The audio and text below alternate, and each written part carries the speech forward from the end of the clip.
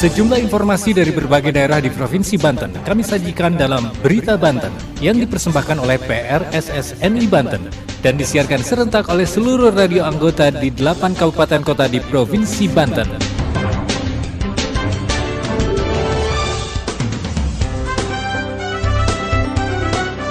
Anda kembali bersama kami di Berita Banten PRSSNI Banten edisi hari Kamis 21 Desember 2023. Sejumlah informasi dari berbagai wilayah di Provinsi Banten kami hadirkan kembali untuk Anda yang disiarkan serentak oleh seluruh radio anggota di 8 kabupaten kota di Provinsi Banten.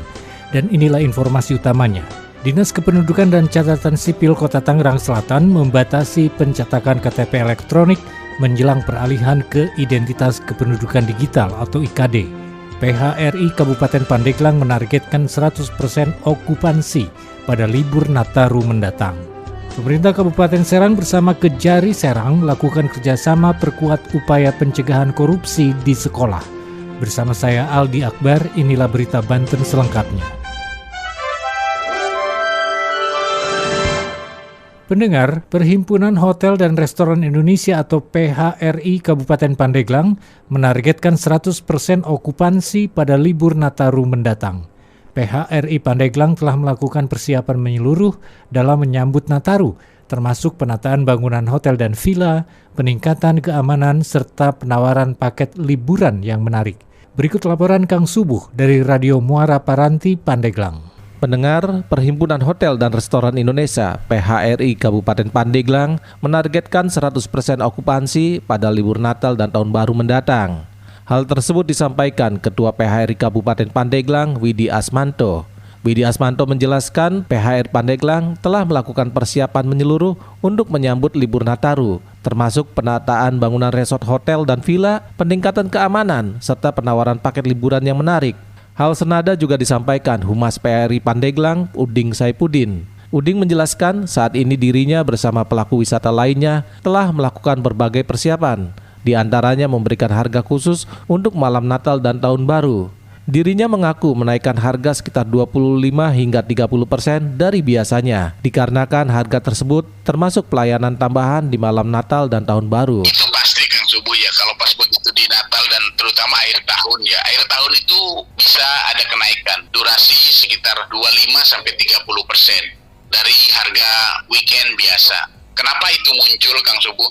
Karena kita juga buat men-range atau membuat sebuah event pergantian tahun dengan berbagai include di dalamnya. Kayak seperti itu tadi kan entertain, terus umpamanya kembang api dan sebagainya. Itu kan bagian dari sebuah paket yang disajikan di masing-masing tempat wisata perhotelan Kang Subuh. Sementara menanggapi aktivitas Gunung Anak Krakatau yang saat ini berstatus siaga atau level 3, Uding menegaskan bahwa kondisi perairan Selat Sunda masih dalam keadaan aman untuk dikunjungi wisatawan dengan batas 5 km dari kawah Gunung Anak Krakatau. Uding juga berharap agar pemberitaan yang beredar di media maupun di sosmed agar disampaikan secara jelas dan apa adanya. Hal tersebut untuk menghindari misinformasi di masyarakat. Jadi berita itu memang perlu ya. Kenapa? Karena berita itu juga bahan rujukan buat kita melakukan tindakan selanjutnya. Tapi sampaikan yang apa adanya, dan kalau memang itu jadi sebuah warning ya sampaikan dengan pas itu. Tapi kalau pas memang kalau memang itu kita anggap sebuah catatan alam ya sampaikan dengan pas lugasnya. Secara keilmuan kan sudah bisa dibaca, tapi secara harfiah manusia aman dengan tidak mendahului yang di atas. Aman. Demikian Kang Subuh dari Radio Muara Paranti Pandeglang melaporkan untuk Berita Banten. Pendengar, pemerintah Kabupaten Serang melalui Dinas Pendidikan dan Kebudayaan atau Dindikbud bekerja sama dengan Kejari Serang menggelar rapat koordinasi kepala sekolah dan pengawas SD hingga SMP di Auditorium Untirta Sindangsari Kabupaten Serang hari Selasa yang lalu. Kegiatan tersebut dirangkaikan dengan peringatan Hari Anti Korupsi Sedunia atau Hakordia. Tujuan dari kegiatan ini adalah untuk memperkuat upaya pencegahan korupsi di lingkungan sekolah. Laporan selengkapnya Siska Purnamadewi dari Radio Prima FM Serang. Pemkab Serang melalui Dinas Pendidikan dan Kebudayaan atau Dindikbud Kabupaten Serang menggelar rapat koordinasi kepala sekolah dan pengawas SD SMP di Auditorium Untirta Sindangsari Kabupaten Serang Selasa 19 Desember 2023. Kegiatan tersebut juga dirangkaikan dengan peringatan Hari Anti Korupsi Sedunia atau Hakordia dengan kerjasama Kejaksaan Negeri atau Kejari Serang. Para peserta yang hadir dibekali pemahaman tentang aturan hukum dari Kepala BKPSDM Sutarman, Kepala Inspektorat Rudi Suhartanto, dan Kepala Kejari Serang Muhammad Yusfidli Adiaksana. Pada kesempatan ini, Bupati Serang Ratu Tatu Kasanah mengingatkan para kepala sekolah dan pengawas untuk tertib terhadap aturan perundang-undangan. Dengan kegiatan ini diharapkan para kepala sekolah paham dengan aturan-aturan yang ada, misalnya tentang pungutan liar jangan sampai dilakukan karena akan berhadapan dengan hukum.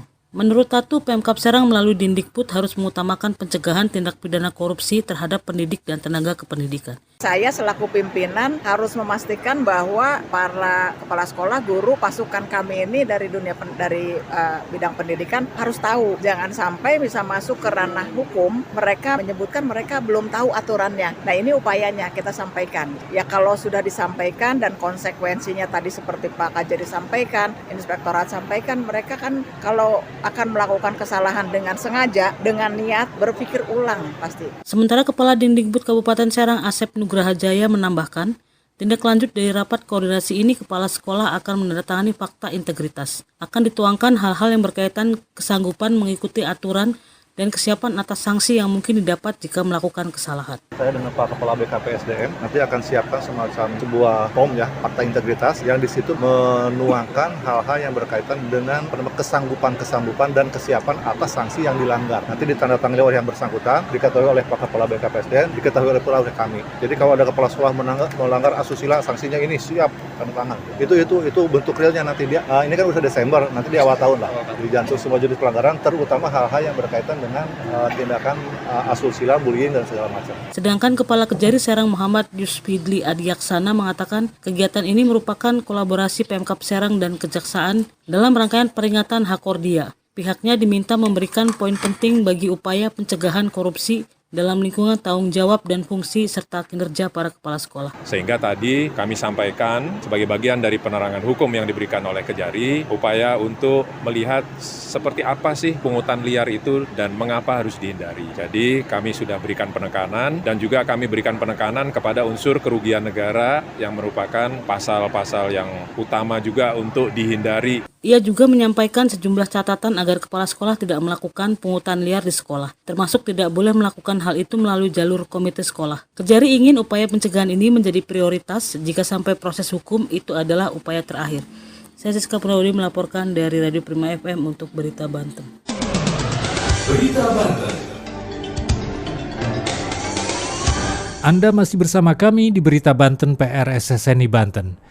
Pendengar, Dinas Kependudukan dan Pencatatan Sipil Kota Tangerang Selatan mulai membatasi pencetakan KTP elektronik menjelang peralihan ke Identitas Kependudukan Digital atau IKD yang dapat diakses melalui smartphone. Namun demikian, keberadaan IKD tidak serta-merta menghilangkan EKTP. Disdukcapil akan tetap melayani pembuatan EKTP selama Kementerian Dalam Negeri menyediakan belangko untuk EKTP. Berikut laporan Salma dari Benz Radio Tangerang Selatan. Dinas Kependudukan dan Catatan Sipil Disdukcapil Kota Tangerang Selatan membatasi percetakan KTP elektronik atau IKTP. Kepala Disdukcapil Tangerang Selatan, Dedi Budiawan, mengatakan pembatasan dilakukan menjelang peralihan ke Identitas Kependudukan Digital atau IKD. Bagi masyarakat yang kehilangan atau IKTP-nya rusak, nantinya akan migrasi atau berganti ke Identitas Kependudukan Digital. Tapi, peralihan itu tidak diberlakukan secara total. Disdukcapil Tangsel hanya menyediakan stok IKTP hingga 50%. IKD ini adalah identitas kependudukan dalam bentuk aplikasi digital yang dapat diakses melalui smartphone. Keberadaan IKD tidak serta-merta memusnahkan IKTP. Dedi sangat memahami alat identitas diri berbasis digital ini tidak dapat diakses oleh semua kalangan masyarakat. Disdukcapil Tangsel akan tetap menyediakan pelayanan IKTP selama Kemendagri masih menyediakan belangko untuk IKTP. Saya Salma dari Benz Radio 106,2 FM melaporkan untuk Berita Banten. Demikian sejumlah informasi yang telah kami sajikan untuk Berita Banten kali ini. Saya Aldi Akbar, sampai jumpa. Terima kasih Anda telah mendengarkan Berita Banten yang dipersembahkan oleh PRSSNI Banten.